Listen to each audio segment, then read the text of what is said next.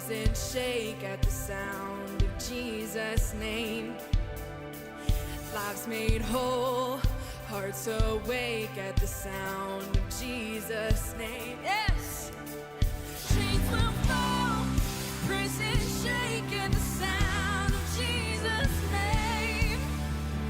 Lives made whole, hearts awake at the sound of Jesus' name.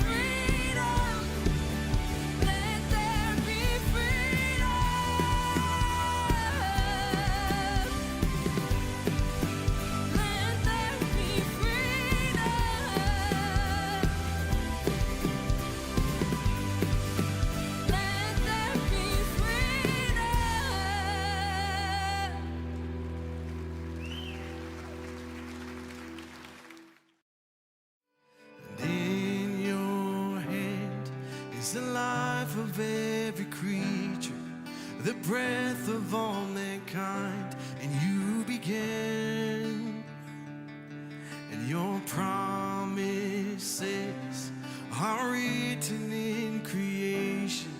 Oh, everywhere I look, I see a plan, and even the rocks cry out, so I'll cry out.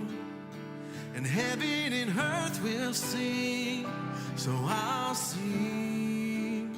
Sing it together. Holy, holy, holy, Lord God Almighty. You'll find me singing worthy, worthy. Well, good evening, Lufkin Central and Online Worship Community. Jason Hollinger, the Campus and Community Minister here. And one of the things that I take joy in sharing on this day every year as we celebrate the life and the legacy of Dr. Martin Luther King, Jr., as it says, I always like to share the I Have a Dream speech with you. And so for our devotional time tonight, watch this.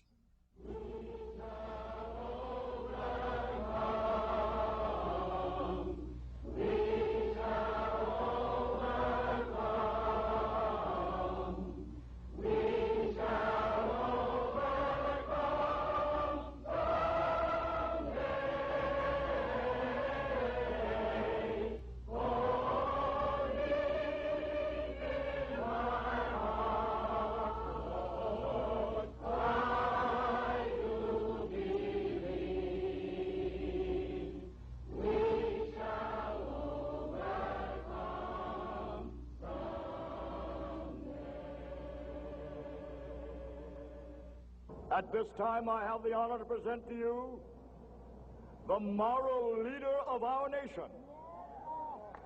I have the pleasure to present to you Dr. Martin Luther King, Jr.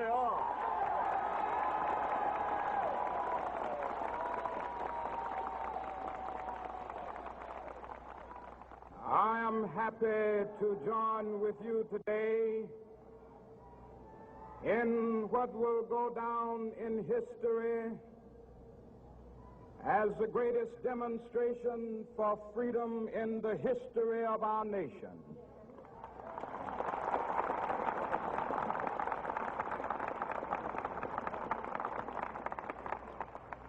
Five score years ago,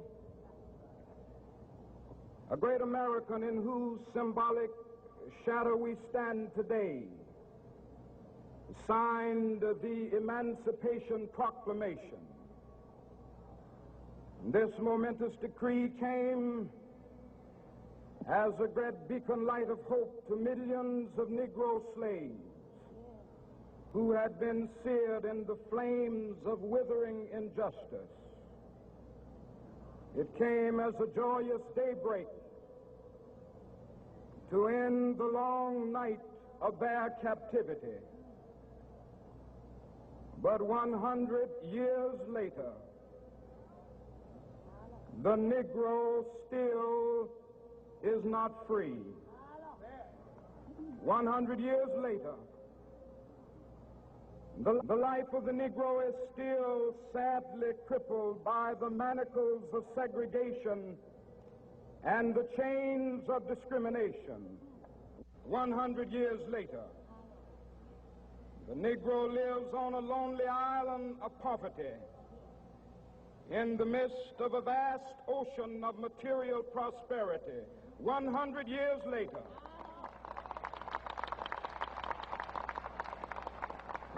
the Negro is still languished in the corners of American society and finds himself in exile in his own land. And so we've come here today to dramatize a shameful condition.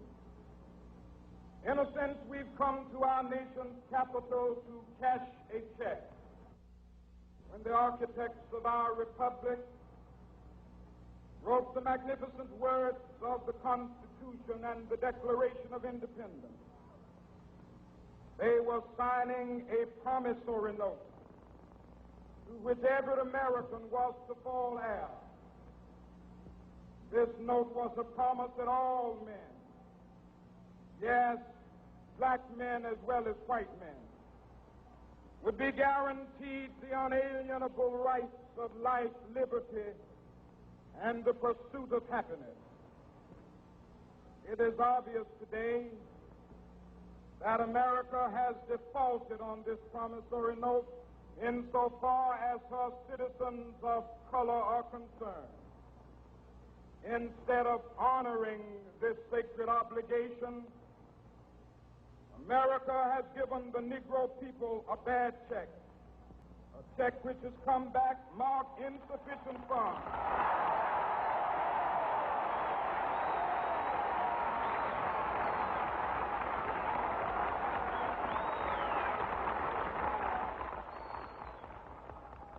But we refuse to believe that the Bank of Justice is bankrupt.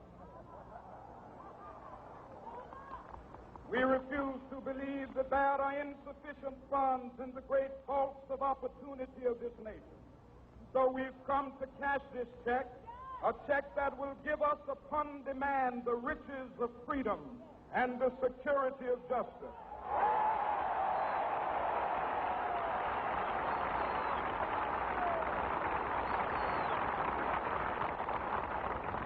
We have also come to this hallowed spot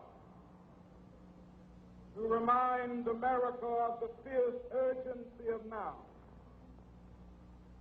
This is no time to engage in the luxury of cooling off or to take the tranquilizing drug of gradualism.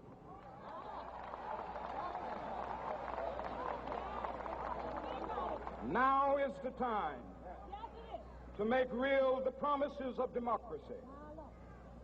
Now is the time to rise from the dark and desolate valley of segregation to the sunlit path of racial justice. Now is the time to lift our nation from the quicksands of racial injustice to the solid rock of brotherhood. Now is the time to make justice a reality for all of God's children. It would be fatal for the nation to overlook the urgency of the moment. This sweltering summit of the Negro's legitimate discontent will not pass until that is an invigorating autumn of freedom and equality. 1963 is not an end. but a beginning. Those who hope that the Negro needed to blow off steam and will now be content will have a rude awakening if the nation returns to business as usual.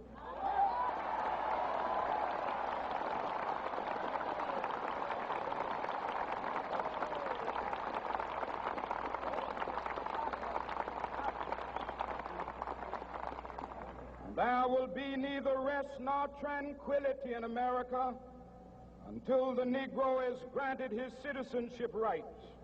The whirlwinds of revolt will continue to shake the foundations of our nation until the bright day of justice emerges.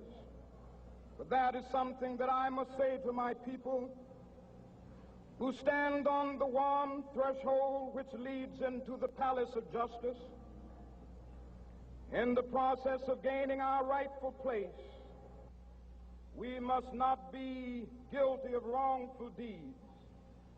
Let us not seek to satisfy our thirst for freedom by drinking from the cup of bitterness and hatred.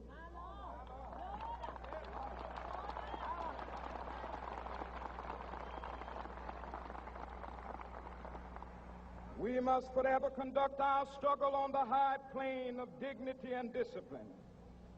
We must not allow our creative protests to degenerate into physical violence.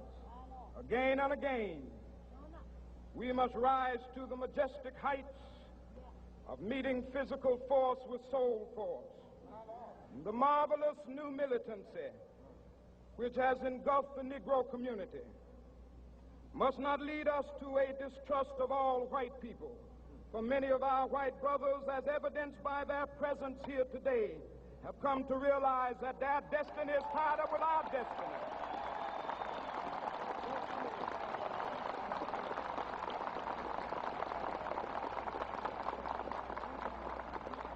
And they have come to realize that their freedom is inextricably bound to our freedom. We cannot walk alone. And as we walk, we must make the pledge that we shall always march ahead. We cannot turn back. There are those who are asking the devotees of civil rights, when will you be satisfied? We can never be satisfied as long as the Negro is the victim of the unspeakable horrors of police brutality. We can never be satisfied as long as our body is heavy with the fatigue of travel, cannot gain lodging in the motels of the highways and the hotels of the cities.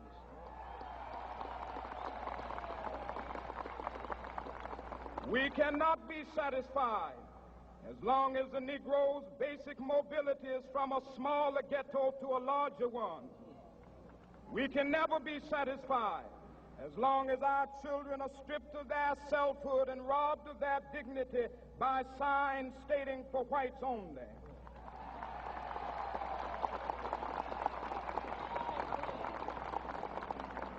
We cannot be satisfied as long as a Negro in Mississippi cannot vote and a Negro in New York believes he has nothing for which to vote.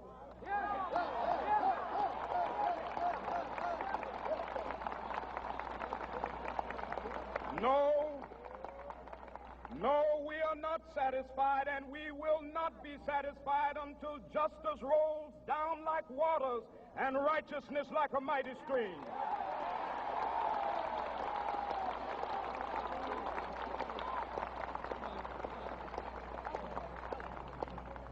I am not unmindful that some of you have come here out of great trials and tribulations. Some of you have come fresh from narrow jail cells. And some of you have come from areas where your quest for freedom left you battered by the storms of persecution and staggered by the winds of police brutality.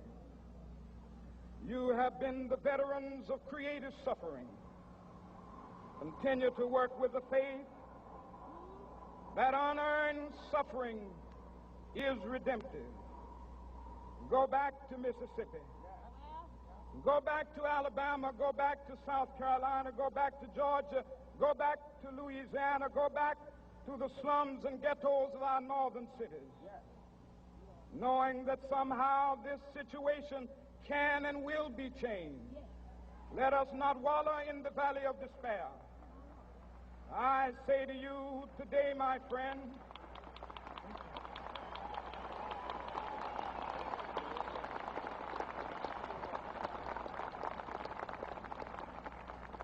so even though we face the difficulties of today and tomorrow, I still have a dream.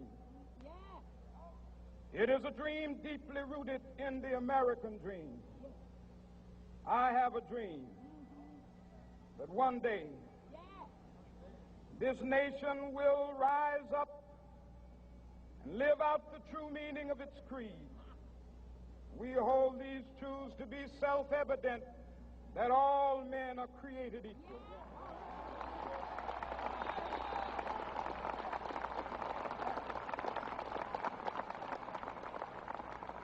I have a dream that one day on the red hills of Georgia, the sons of former slaves and the sons of former slave owners will be able to sit down together at the table of brotherhood.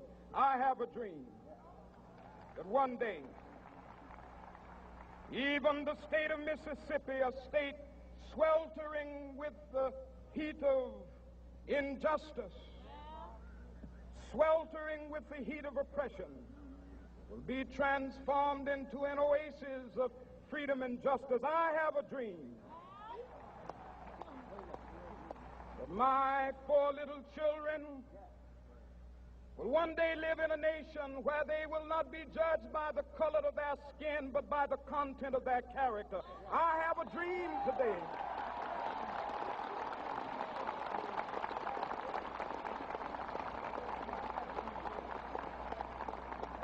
I have a dream that one day down in Alabama, with its vicious racists, with its governor having his lips dripping with the words of interposition and nullification, one day right there in Alabama, little black boys and black girls will be able to join hands with little white boys and white girls as sisters and brothers. I have a dream today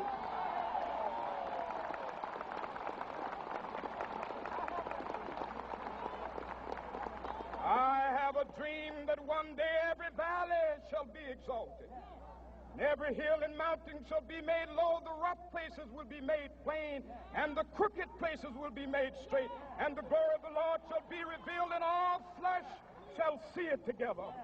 This is our hope. This is a faith that I go back to the South with.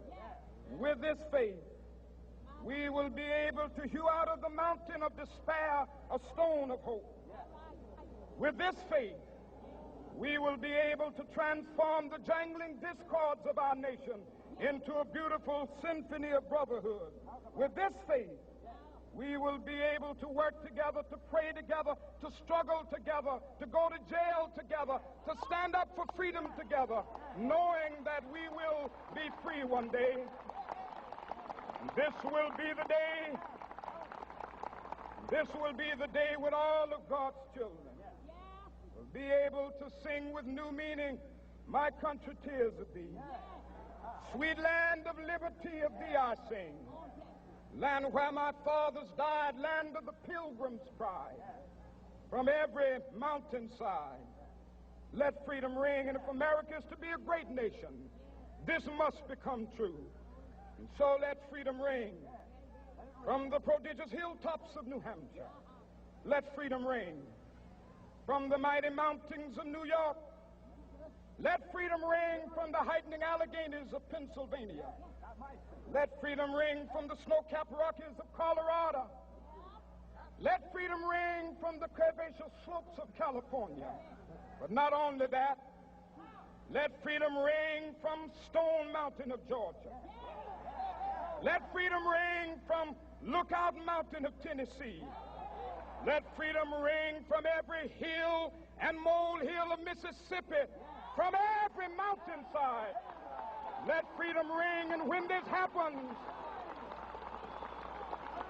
and when we allow freedom ring, when we let it ring from every village and every hamlet, from every state and every city, we will be able to speed up that day when all of God's children, black men and white men, Jews and Gentiles, Protestants and Catholics, will be able to join hands and sing in the words of the old Negro spiritual, free at last, free at last. Thank God Almighty, we are free at last.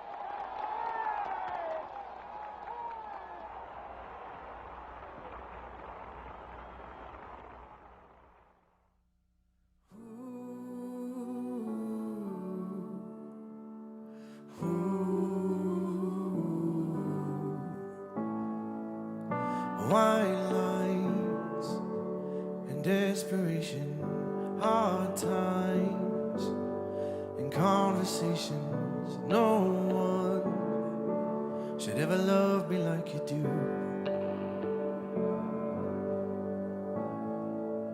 Sometimes my bad decisions define my false suspicions that no one should ever love me like you do.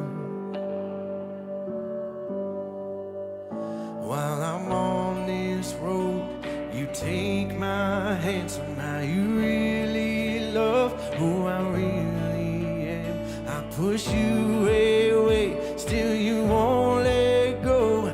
You grow your roses on my barren soul. To be loved by you, to be loved by you, to be loved by you.